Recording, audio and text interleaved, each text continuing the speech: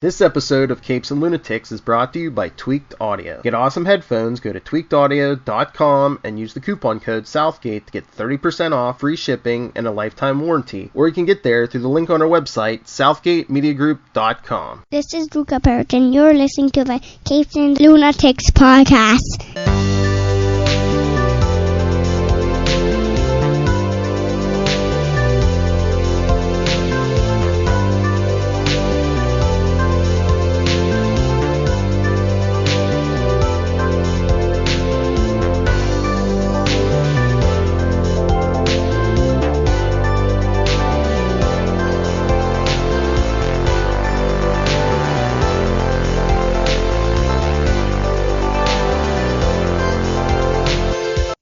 Me hearties, and welcome to Full Stream Ahead. Arr! I'm your host. I be your captain, Charlie, the Professor Esser. And with me, as always, is me skinny rich friend. It's Mozz.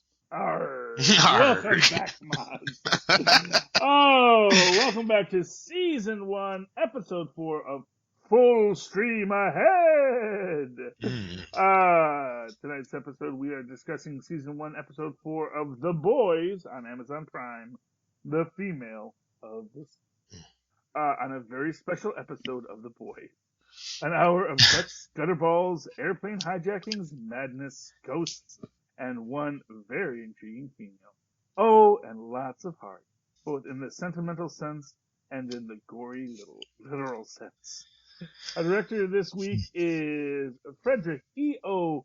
Toye as Fred Toye, or Toe, or it's T-O-Y-E.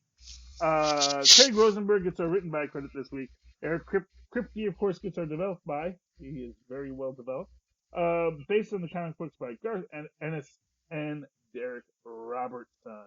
Okay, so, I don't remember how this one opens up.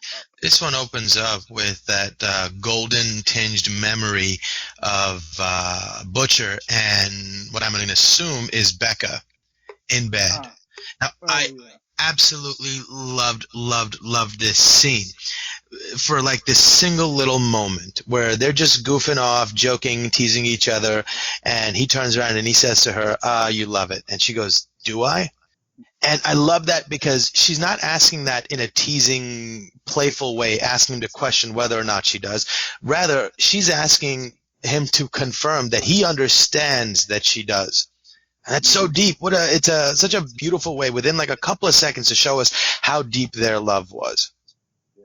I thought that was really, really well done. Yeah, although, as you have to say, remember, this is Butcher's memory. Either way, or however he sees it, whatever we need to see as his motivation or the genesis of his vengeance, or, to sort of mirror him with Huey or whatever, but that's the place where it comes from. And I thought that was such a cool little tiny thing that they did that told so much. Yeah, and it is really lovely, although, what I have to say is I guess the Joker just ruined me for all these things. I just know it's... there's more to that than meets the eye. So that is the happy memories of Butcher Boy. But happy memories that do fade away. And this episode really centers around this quest for the V. Yeah. Because we get that basically all she knows is that which is also I found very interesting. Because prior to this moment, it always seemed like Popclaw was the supplier of the V. But in fact, it's actually A-Train who's the supplier of it. Yeah, I always got the sense that he was just stashing the drugs at his girl's place. Yeah. Well, or that she was hanging... Whatever it was, it seemed like she was the one holding it, Right. He goes to her. Right. And maybe it's because he couldn't have it, like, on his person. He couldn't get caught with it, maybe. Right. Because maybe even Vought doesn't like the compound V being used outside of approved moments. You know what I mean? Right. That is the thing. And so they figure out that he he goes to this noodle shop and they essentially find, through a lot of research because they 'cause I'm trying to remember. Yes, because they figure out where the noodle shop is, Mm. and they realize if they go in that it's the underground, Yakuza, Chinese gangster, Filipino gangster, we're not quite sure. Some kind of Asian gangsters that are running a little operation out of this noodle shop. There's obviously some kind of gambling in there, possibly some sex work, and they come across the female in the cage. Mm. And of course, poor Frenchie. Yeah. He's so romantic. He cannot help it. He is French. Oh, it is all about the love and the romance. And it's like, oh, Frenchie, no. Frenchie, no. Well, I don't know if it was even about, a romance. It might have been a romantic view of justice or, fairness or, the thieves' code or that sort of thing. I don't know, Yeah. He's an idealist, despite Exactly. being a criminal. That's what I'm saying. He and like he says with his first kill, he was so fascinated. Perfect woman with the dirt under her finger. That was the first one. And you get the idea that, he is haunted by the choices he's had to make. He does live with his own demons on the subject. Yeah. And that is probably why he is reaching out, because he sees that there is someone here that he wants to connect to. And now, of course, the joke of it is that he really can't connect with her because they don't have a language. And he's going, no, we communicate in this unspoken language. It's like, really? You think so? And I do love when he comes in and he's like, it's okay, I'm going to help you out. And then the guys bust in, they're like, you're not supposed to let her out! Yeah.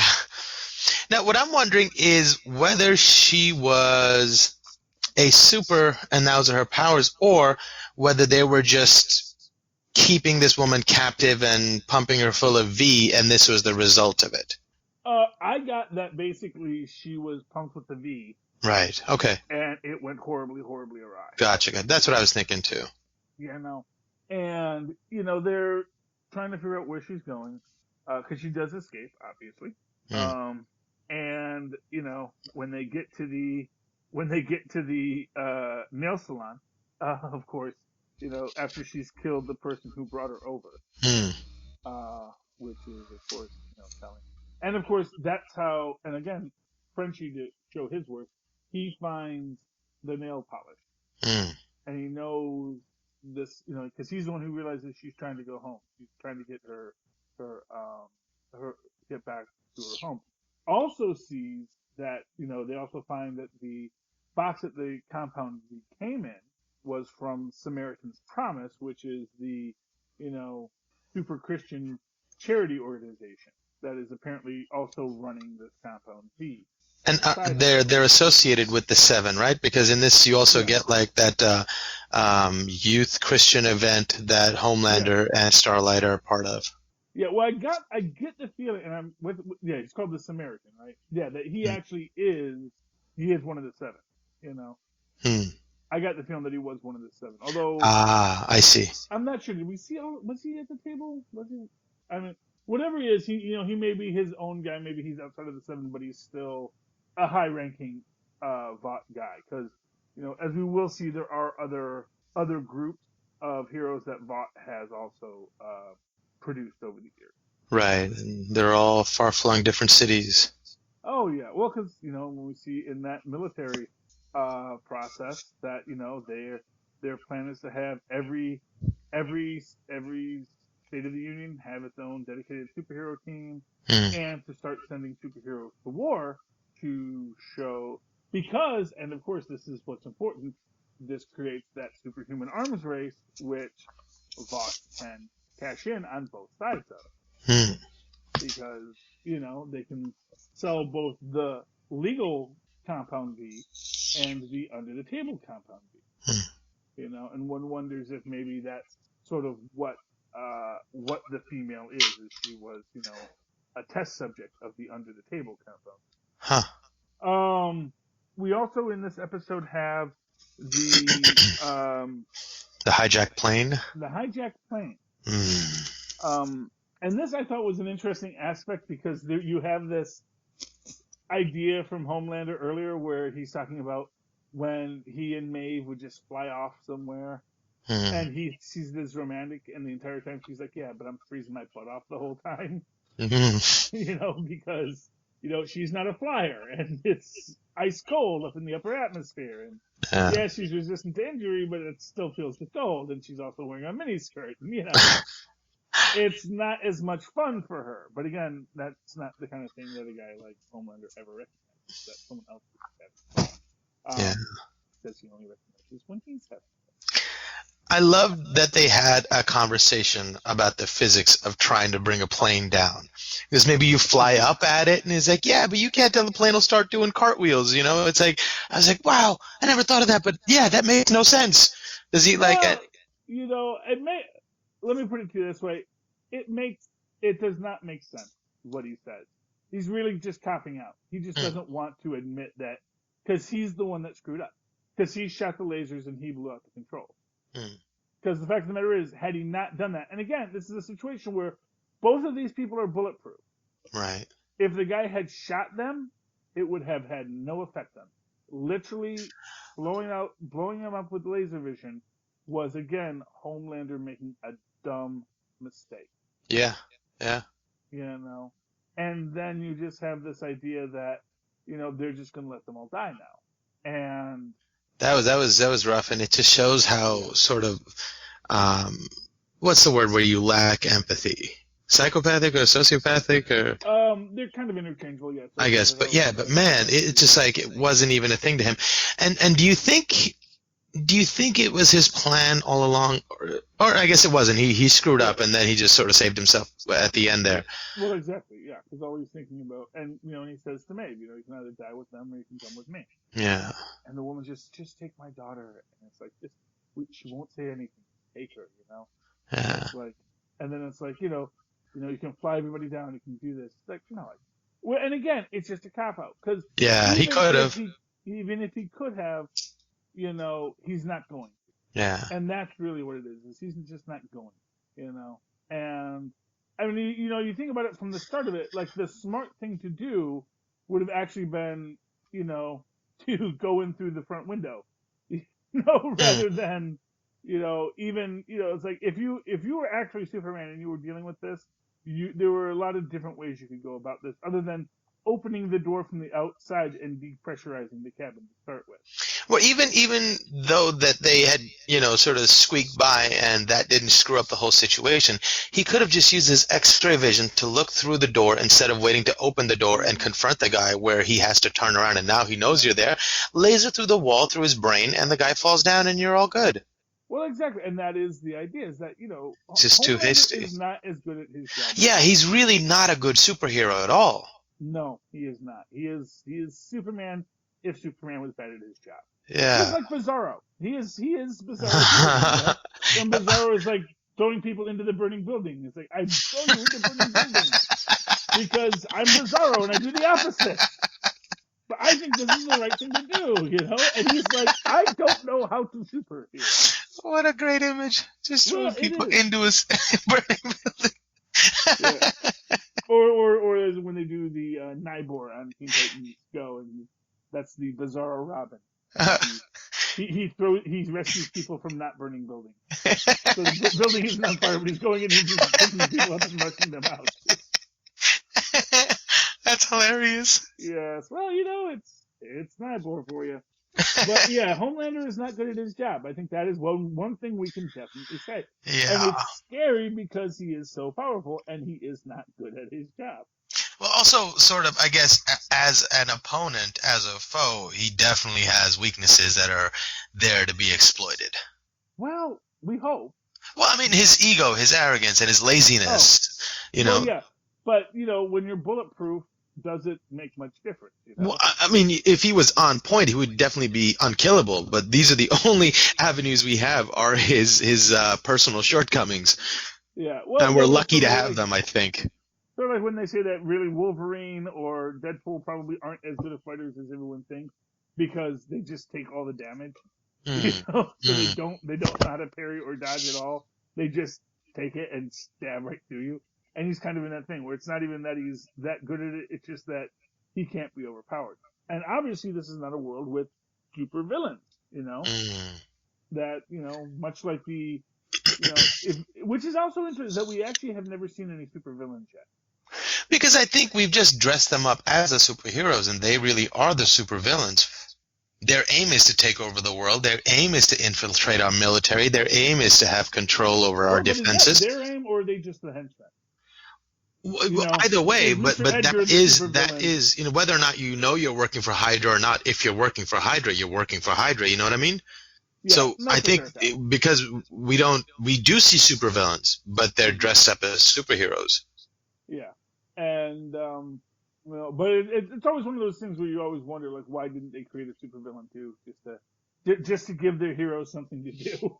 Yeah, well, I mean, exactly. Maybe that gets too messy, then they've got a paper trail that they got to. Right, and I think Madeline's the real superhero because she's keeping all these people in line and managing their egos and making them not go completely bonkers. That's one way of looking at it, I guess. Yeah. It is interesting how it all plays out, and this, and the whole idea of, and I love how their entire plan is to go into international waters because now they can save the plane, and then when it goes bad, they actually say, well, we could have saved the plane, but we couldn't leave because we didn't have authorization because we're waiting for the bureaucrats to give us authorization. Which is just such a bold-faced lie. Right, but a beautiful PR play. And I love that moment where Madeline is at her desk and watching this unfold, and all of a sudden she's like, what is happening? I did not know he was capable of this kind of thing. And for the first time, she sort of looks at him with a modicum of respect. Well, yeah, and to be fair, he was, he had been, put me in, coach, I'm ready to play. Yeah, and she's like, maybe he does have something. Yeah, and I think he definitely sells that here, and and that's a good thing. That is a very good thing that he is really on point with it and is really going in there, and he knows what his end game is, And again, it's this interesting question: does he even really want to go and fight in war zones, or is it literally just that that's just what I'm being asked to do? So might as well do that now. Right. It's occupying somebody that otherwise would probably try to become a supervillain himself. Yeah, or just, walk around signing autographs at conventions. Huh. I know, he seems to enjoy killing people. Well, he doesn't seem to enjoy killing people, but he also loves the adulation. Yeah. That's the thing. It's like, and to be fair, every time that he goes and kills someone, he is angry about something. Interesting. It's always, this is just him lashing out because things aren't going the way he wants them to. He has found himself in a position that he's not controlling and he's upset about it, and it is bothering. So A-Train does go to the nail salon, and it comes in as the superhero on the scene to say, oh, it's a gang, this was gang activity. And the cops say, yep, good enough for us. Incompetent cops. You can't have a world of superheroes unless your cops are really incompetent.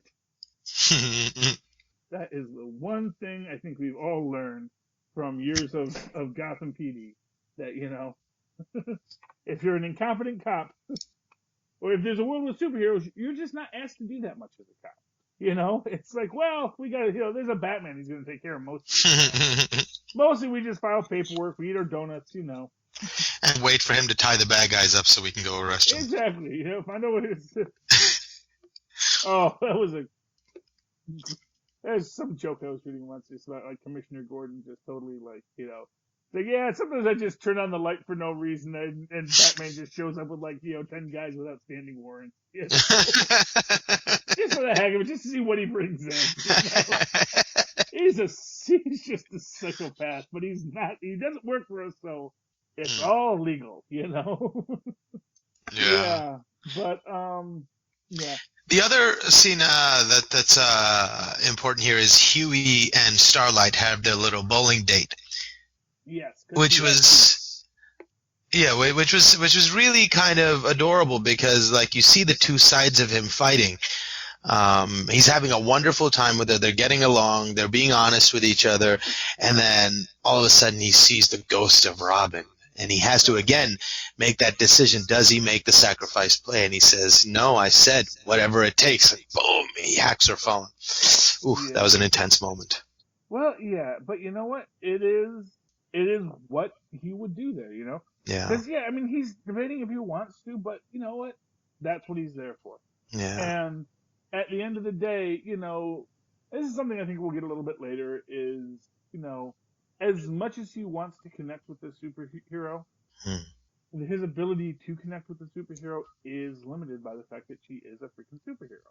That there's only so much anyone ever can do in these situations to connect beyond just the basic stuff, you know? And so, you know, I think, yeah, he really wants to connect with her. He wants to be able to have a human life with her, but at the same time, yeah, you know what? His girlfriend is still the ghost that haunts them. Yeah. And I don't think that's a literal ghost, by the way. I just think No, I know. It's just a figment or just. Although in this world, you never know. You know. Well, that's also true. Yeah. But kudos to the actress playing Starlight for, you know, not immediately making it apparent what he should do by making us fall in love with her just as much as we did with Robin in that first 5 minutes of the series. Yeah. Well, because it's awkward because, you know, and this I think is one of these aspects of that, you know, you never think about how alienating being a superhero is, you know? You always think about how separate from humanity a superhero is, but you almost never think about what that means for the superhero. Because literally, you know, there was a great scene in SCU once, I remember, with Mariska Hargitay, who is just such an amazing actress. I love Mariska Hargitay. She's so good at everything she does. You know, she's talking about like why she doesn't date much. And she says, because eventually I have to tell them what I do for a living. And there's two reactions. There's the guys who get kind of freaked out because she works SVU. And then there's the guys who get a little too interested. And neither one of those are guys that she can handle, you know? Because if they lean in and say, really, tell me more, that is not a guy that she wants to be around. And the guy who can't connect because it's a little too overwhelming is, you know, I guess the solution is just tell them you're in the CIA and that you can't talk about your job. Yes, well, exactly. You know, but I think that that's sort of where Starlight is, because she doesn't know if this guy is a superhero fetishist, you know? Right. But he doesn't seem to be, and she seems to be enjoying that, and she's sort of not ruined by the fame just yet to be so jaded that she can't allow what she's being presented to be the truth. Although we do see that, you know, this is the problem she's dealt with on the other end of it, which is that, she doesn't want to show him up playing at bowling because she's afraid if she shows him up at bowling, then he's going to be, you know, not interested in seeing her anymore. Right. But when he presents the alternative and says, you know, hey, I want to see the real you, she allows him to see the real her easily as well. So, you know, and she was open and vulnerable to him in that moment too, easily, like givingly, you know? And that, again, then feeds into our question is Huey doing the right thing? Exactly. You know, because Huey is making this choice based on, you know, like we say, his own mental illness about his dead girlfriend. Right, his own hurt, his own pain. You know, he's got a dead girlfriend, and he's thinking about how this girlfriend is dead, and he owes her something, but she's dead. How can he owe her anything? You know? That's the thing. It's like, there's only so much he can do there. We do get, this is Mother's Milk, and Frenchie and Butcher Boy, when they realize that she's going to Penn Station because she wants to get to LaGuardia, because she wants to get a flight back to Thailand or wherever she's from.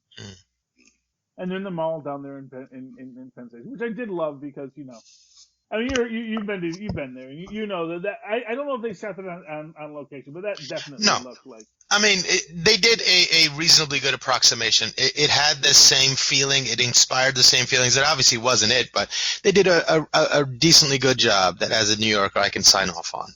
That was decent. Yeah, it was nice, and I like, and again, Frenchie's intuition on this. He hears the music down by the music.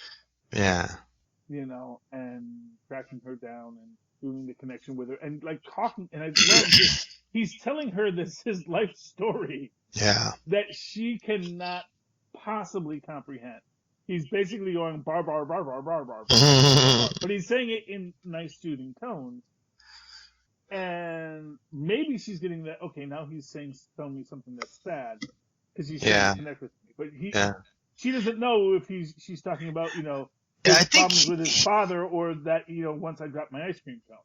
I think she might have been on the precipice of giving in and saying, "Hey, maybe this guy doesn't want to hurt me," and then the channel changes and she's just on such high alert that all of a sudden every fiber in her body screams danger and run.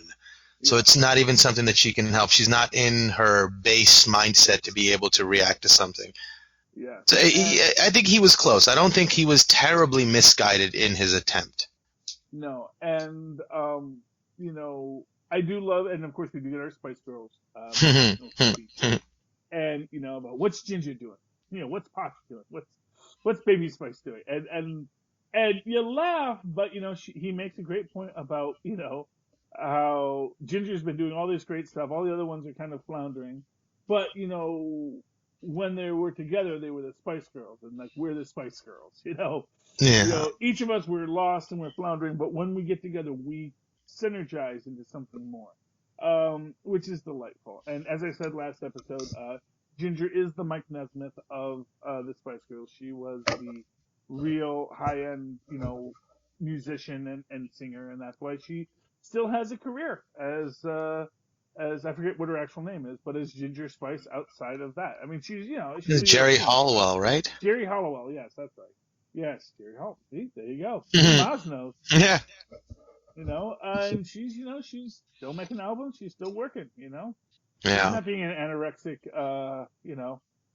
Making clothes for anorexic girls, which is a dying business. I love that line. That was hilarious. Yeah, it kind of is. Well, although arguably, there's always more. Yeah, that is an uncomfortable conversation. Right. I mean, maybe more specific to our country. Yeah. Well, you know what? I think here's what I'll tell you, man. You always want to say about that. It's that American influence. I don't know if it is, man. I think there's this quality in a lot of people where there is this idea of. This idealized idea, I don't think it necessarily comes from one place. I think it might even be much more primordial. And I think people I think these, and what it comes down to is, the idea that in many other cultures, there was a great, episode of Sex and the City one, where, I believe it was, Cynthia Nixon's character was dating a modelizer, which it's like a womanizer, but they only date models. Right.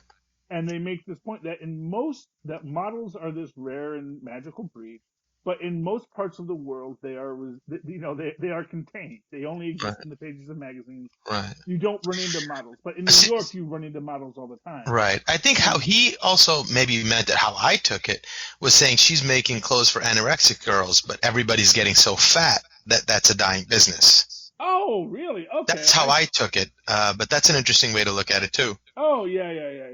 Okay, so I figured that anorexics are dying. I figured that I went right to the dark space.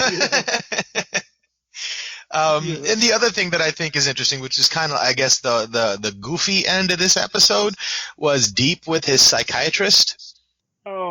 Intimating how his feelings got hurt when his teammates suggested that he has romantic relationships with dolphins. Yeah. And it all seems so ridiculous and funny until you get to the end and he goes to Ocean World and tries to rescue someone awful close to him. Yeah. And then the conversation leads to, he goes, well, if I just touch it now, I don't know if that was a male dolphin or a female dolphin. I don't know if it matters, but it just was a. I'm not sure if it does to dolphins. But yeah, it was notoriously sexually adventurous species. Yes. And you know, they are problematic. And but what I'm gonna say is, in the Deep's defense, I don't think he's not Troy McClure. Okay, that's a deep dive Simpsons reference, you guys. He's not an ichthyophile, or an ichthyophiliac, if you will. No, technically you could say that you know, dolphins are mammals, but you know. But yes, you know. But clearly, you know, he actually likes dolphins because he talks to them. Like he says, they have regional dialects. They're very funny. They're great people. I know, but the conversation really, really sort of gave hints that they had a previous relationship. Oh, I took that just to be that the dolphin wanted something. And he was like, no, man, I like you as a person, dolphin. I'm not into dolphins. All right. Because okay, fair enough. Because I thought like they used to get it on, and the dolphin misses it, and he's like, we can't do that again, dolphin. That's sort of the vibe I was getting, but maybe I'm wrong. I never got that it was in any way. I never got that they were there. You know. Yeah. I think it was like he wanted his dolphin friend to be free, but then he winds up killing them anyway. Yeah. And now he's in trouble with the law. Yeah. Oh gosh. So we're back to 6 now. I think the Deep might have to go on a special secret mission. Yeah. Oh boy, you know. See, and this is why you need supervillain. Because who's going to believe that the Deep was mind controlled when all this happened? Right. If you don't have a supervillain for him to fight. Yeah, but that was beautiful. Shall we go to our Hardies for this week? Yes, indeed. You know what? Since you reminded me of it, I'm actually going to have to give my hardest working actor in show business this week to the Deep, to Chance Crawford, because he is dealing with so much nonsense, you know, and just having to go through all this. And my best supporting Hardy goes, of course, to Frenchie for hardest working supporting actor. Definitely is Frenchie. Actually, no, let me reverse that. Frenchie gets the hardest working actor award this week. The Deep gets hardest working supporting actor because it is a supporting role. Right. And I want to give Karen Fukuhara definitely a Hardy for hardest working actress this week as the female. I think that I love a role that doesn't speak but still has to communicate. Indeed. And in many ways react to what other people are doing, where she has to react in such a way that we as the audience know she does not understand what is going on, but can interpret that to also see how Frenchie can interpret that to be, oh, you understand me, you get me. There's a lot going on there. That's a great point. There's a lot going on there. So that's a great point. Karen Fukuhara, my hardest working lady in show business, Hardy this week. Right on. I'm going to give the hardest person in show business today, the writer for this episode, just for the opening scene and that moment between Butcher and Becca in his memory. I thought that was such an expert bit of storytelling. Whoever's responsible for that moment, whether it's the writers or the director or whatever, but that moment was perfect. And that's who I give my Hardy to. And if I had to give a supporting, I'd have to give it to Starlight for her performance on the date with Huey. She was so lovable and so open and honest, and it really forced you to feel that moral quandary as Huey does. So I thought that would be my pick, the opening scene for the writers and for Starlight in that scene with Huey. So that is Craig Rosenberg, who has our written by this week. Craig Rosenberg, well done, sir. Well done. Yes. Ooh, hardest working man in showbiz. Okay! Alrighty, Mozzie. Where can these landlubbers find you if they so desire to do? You can email me at mozzmanzor@gmail.com or find me on Facebook under Mozz Manzor. That's MOZZMANZOOR. And if you'd like to follow me on the Twitters, along with my parrot Squawky, you can do so at Charlie Esser. That's CharlieEssser. Look for the 2 E's in the middle. For quality. Yar! And of course, write to me in the old-fashioned email way the way our Mozz and Positives did many years ago at superconnectivityblog@gmail.com. That's superconnectivityblog, all one word, @gmail.com. Okay, avast ye landlubbers. Stay tuned and keep an eye out for next week's episode of Full Stream Ahead.